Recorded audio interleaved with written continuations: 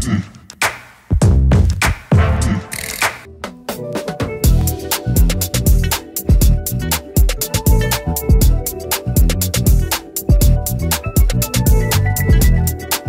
वालेकुम, मैं हूँ शिराज अली और आप देख रहे हैं मेरे यूट्यूब चैनल।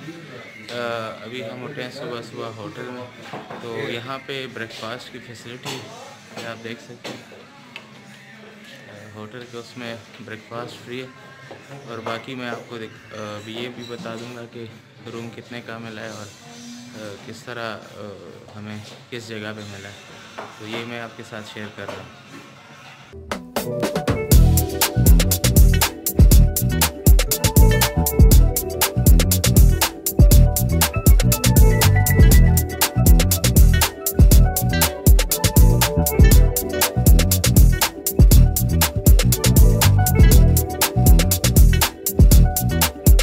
ये जो पीछे आपको नज़र आ रहा है, हम इसी होटल में हमारी स्टे थी।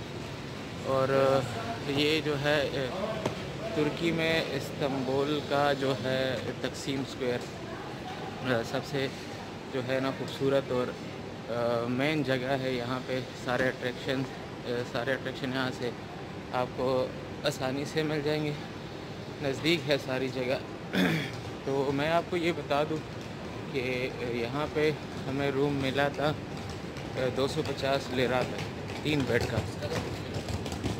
तो ये है कि मतलब मैंने agoda.com से सर्च किया और मुझे अच्छे उससे मिल गया।